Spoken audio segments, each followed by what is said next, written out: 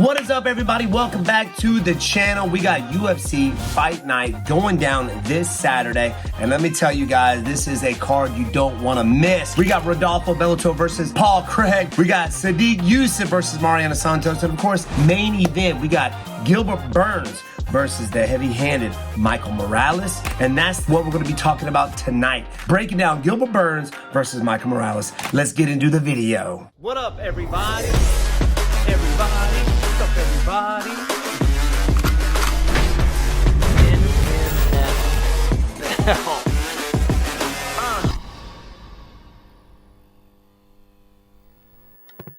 Dude, I'm excited for this one, man. We got Gilbert Burns, ranked number 8, versus number 12 ranked welterweight Michale Morales. We got, in my eyes, striker versus grappler. Now, I say grappling because, you know, Gilbert Burns, his grappling credentials are just ridiculous. Morales doesn't mind trying to shoot in to try to take his opponent down either, but with somebody like Gilbert Burns, you might want to keep the fight standing. All right, use your range, use your power, use your length, you know what I'm saying? Now, Gilbert Burns, he's got some power in his hands too, you know, almost knocking out Khamzat Chimaev. He's knocked out a lot of guys in the welterweight division. It's when I look at this, it's almost like the veteran versus, you know, the young stud coming up at the welterweight division. You know, that's why I like this fight too, because it's my division, baby. Mind flipping division. I love to break guys down, especially when guys are coming up in the weight class. You know what I mean? That's why I like this fight. I like this fight because both guys can grapple, both guys can strike. You got the taller, lankier guy versus the shorter, stockier, no neck, strong as crap, because I've dealt with him before. If I was Michale, I would actually kind of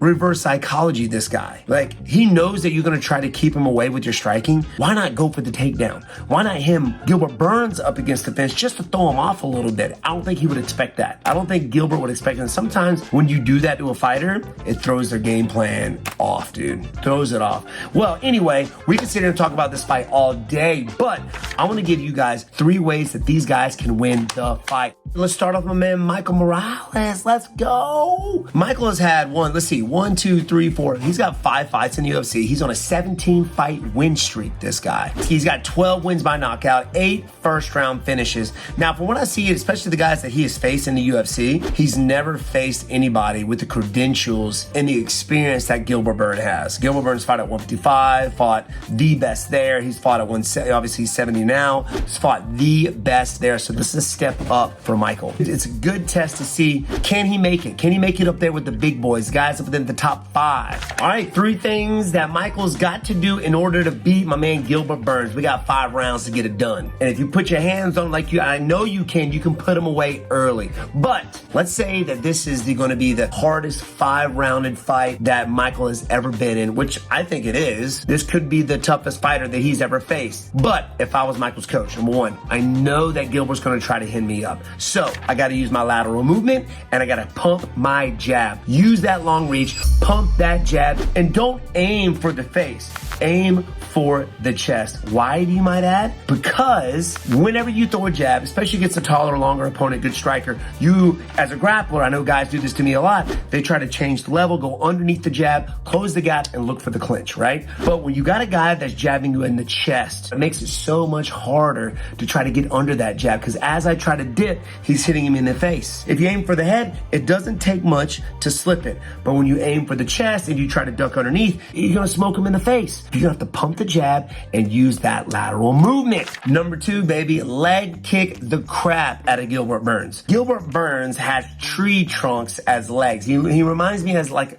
a mini Mike Tyson. He's thick. All right, got big, juicy meat right there on his leg. You're gonna have to attack his legs to slow his movement down, make it difficult for this guy to come forward. You meet him in the middle with your leg kicks, constant leg kicks, it's going to slow him down tremendously. It's going to slow him down and make it a little bit harder for him to shoot for those legs or to try to hem you up, right? If a guy that can't use his legs, that can't walk forward very well or very fast, he's going to have a hard time backing you up against the cage. So you're going to have to wear him out with those leg kicks. Let's go to number 3.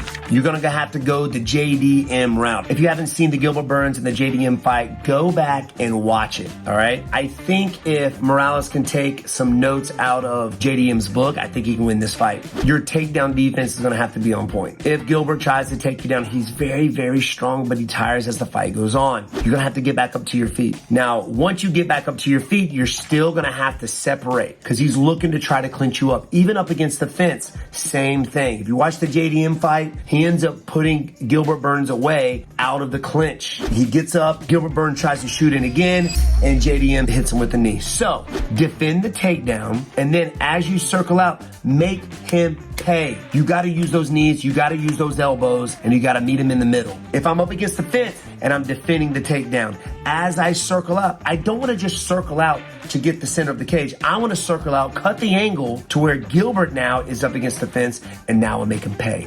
So I get off the cage, I circle, and I gotta immediately start throwing punches, start throwing knees, because Gilbert's gonna look, as soon as you escape, he's gonna look to shoot. Now he can end up running in the knees or running into short elbows. So you're gonna have to defend the takedown and make him pay for it with your knees and your counter striking.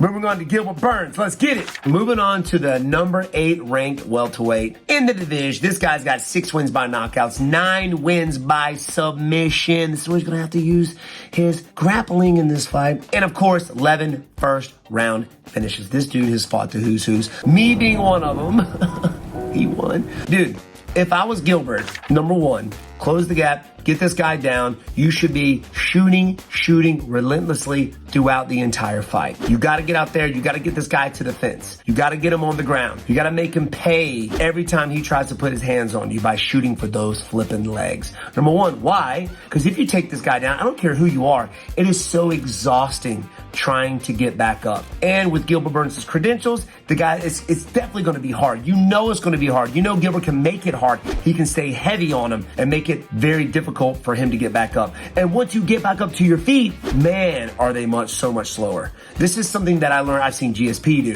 This is something that Chris Weidman does whenever we spar. Immediately, he's looking to get me up against the fence. He's looking to take me down. And if he can't keep me down, if I'm working my way back up to my feet, he's making it very difficult. Why? Because when I get back up to my feet, my arms, my legs are filled with blood. They're exhausted. They're tired. My accuracy, my timing is off. It's just very, very timing. So number 1, Gilbert, you got to shoot for the legs. You got to tire this guy out. You got to lay on him like a wet blanket. So when he gets back up to his feet, he is tired. Slowed down tremendously. Moving on to number 2.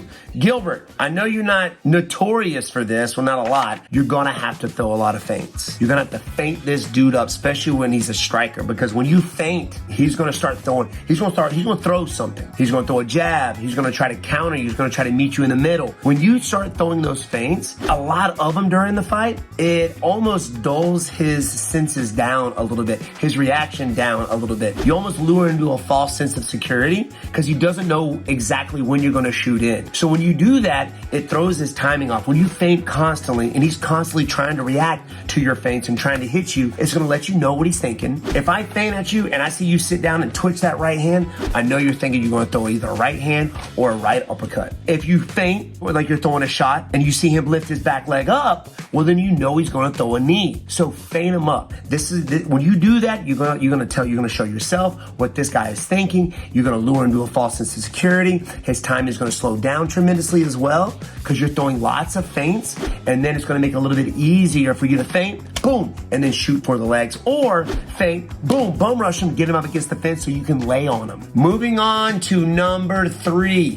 What I'm about to tell you, Team Alpha Male has literally made their career out of this technique, okay? After that first shot, that second shot, I want you to start using that shot to set up your right or your left hand, okay? Fake it, come up high, because as soon as you fake the shot, he's going to get his hands low. He's going to try to defend that takedown. And while his hands are down there, take full advantage of it. Throw that monster right hand and put this dude to sleep. You're going to have to use your wrestling and your striking and combine it, meld it together. Team Alpha Male made careers off of this technique. Fake the shot, boom, right hand. Well, there you have it, guys. 3 things that each fighter has to do in order to win this fight. I want to know in the comments down below who you got winning this fight, Gilbert or my man, Michale Morales. I about said Miles Morales. But anyway, thanks for tuning in. I love you. Peace.